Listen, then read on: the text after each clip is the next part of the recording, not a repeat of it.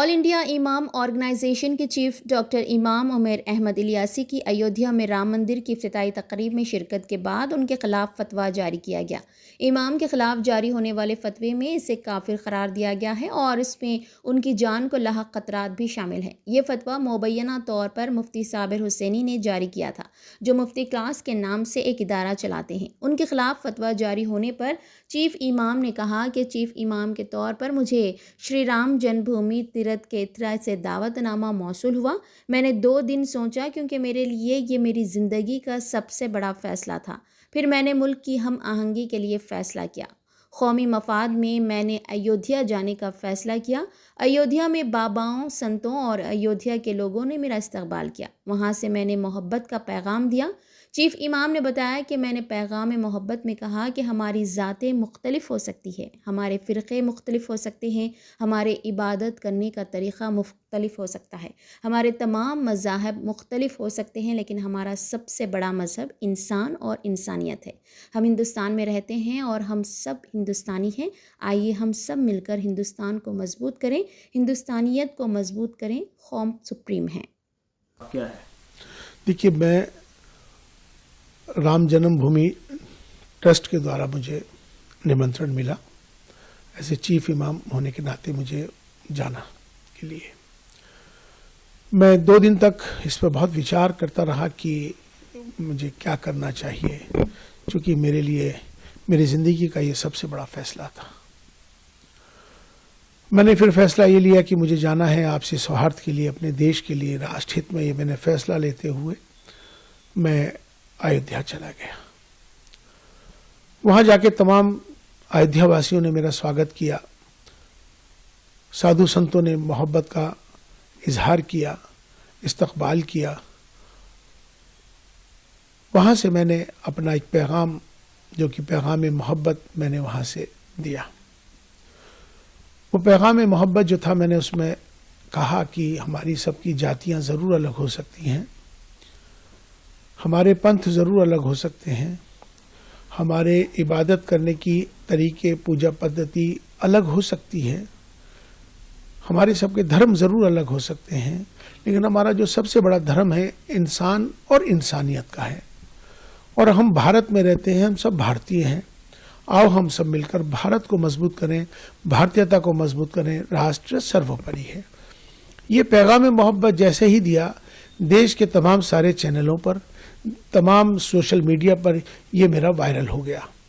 Viral होने के बाद उनको सबको ये मालूम हो गया कि इमाम साहब, चीफ इमाम साहब वहाँ पहुँच गए और उन्होंने ये फतवा जारी कल किया है। वैसे तो मुझे 22 जनवरी की शाम से ही तमाम मेरे नंबर्स पर अलग अलग जगहों से मुझे धमकियाँ आने लगी, मेरे खिलाफ नफरत अंगेज़ माहौल बनाने लगे, मेरे खिलाफ उन्होंने जो अब शब्द जो कहने के होते हैं वो कहे। तमाम मुझे अलग अलग जगहों को, मुझे, मेरे परिवार को तमाम बहुत सारा बुरा भला कहा जाने लगा। इसी बीच में कुछ फ़ोन्स कॉल आए जिनको मैंने रिकॉर्ड कर लिया है, उनके नंबर्स, जिन्होंने मुझे जान से मारने के लिए, मुझे बहुत ज़्यादा तकलीफ़ देने के लिए जो इस तरह के फ़ोन आए, वो भी फ़ोन आए, माफ़ी के भी फ़ोन आए। तो लास्ट में कल रात को ही एक फतवा जारी हुआ है, जिनका नाम है मुफ्ती साबिर हुसैनी कासमी, जो शख्स एक इंस्टीट्यूट चलाते हैं मुफ्तियों का, जिनका मुफ्ती क्लासेस के नाम से उनका चलता है।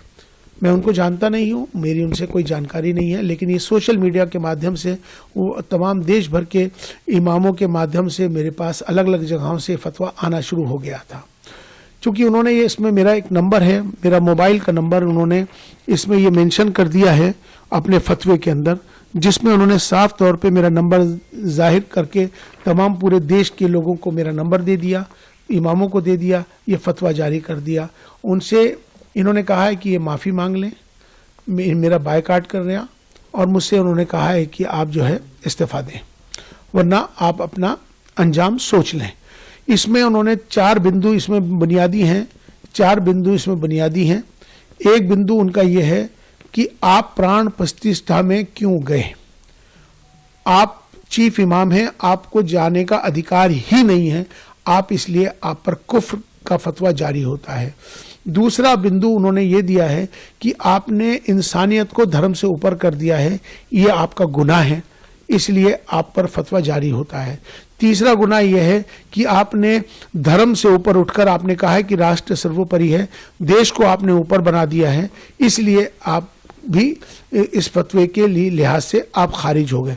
लिहाजा अब आप पर कुफ्र का फतवा जारी कर दिया गया है और तमाम अलग अलग जो उसकी सजाएं हैं इसमें मुकर्रर कर दी गई। लेकिन मैं उनसे ये बात कहना चाहता हूँ, पहली बात तो ये इस्लामिक देश नहीं है, ये भारत है, ये सनातन भारत है। इस भारत में हमेशा से सर्वधर्म संभाव की बात है, यहाँ एकता अखंडता की बात है, अनेकता में एकता की बात है। अगर उनको मेरे इस पैगाम मोहब्बत से तकलीफ है, मेरा विरोध कर रहे हैं, तो उनको मुझे लगता है कि अगर मैं राष्ट्र के साथ, देश के साथ अगर प्रेम कर रहा हूँ, मेरा ये दोष है कि मैं अपने देश से प्रेम करता हूँ, मेरा इसलिए विरोध कर रहे हैं, तो मुझे लगता है कि शायद उनको पाकिस्तान चला जाना चाहिए। अब वो लोग जो मुझसे मोहब्बत करते हैं, जो देश से मोहब्बत करते हैं, वो मेरा समर्थन करेंगे। जो मेरे से नफरत कर रहे हैं मेरे जाने पर, मुझे लगता है कि शायद उनको भी पाकिस्तान जाना चाहिए। यहाँ पर मोहब्बत का पैगाम हमने दिया है, हमने कोई गुनाह नहीं किया है। राष्ट्र मंदिर था, हम वहाँ राष्ट्र मंदिर पे गए थे और हमने अपना जो पैगाम दिया, हम उस पैगाम पर अटल हैं। हम माफ़ी मांगने वाले नहीं हैं और ना ही मैं माफ़ी मांगूंगा, ना ही मैं किस तरह का इस्तीफ़ा दूंगा। और जिस तरह से वो जो चाहें कर लें। अभी उन्होंने एक स्टेटमेंट जारी किया है, उन्होंने कहा है कि हम माफ़ करने वाले नहीं हैं। तो मैं भी बता दूं कि मैं आपसे माफ़ी मांगने वाला ही नहीं हूं, क्योंकि मैंने कोई काम ऐसा नहीं किया जिससे कि कोई किसी को तकलीफ पहुंचे। मेरा मकसद है, अपना देश है, देश हमें देता है सब कुछ, हम भी तो कुछ देना सीखें। ये भाव सबके अंदर आना चाहिए। राष्ट्र सर्वोपरि है।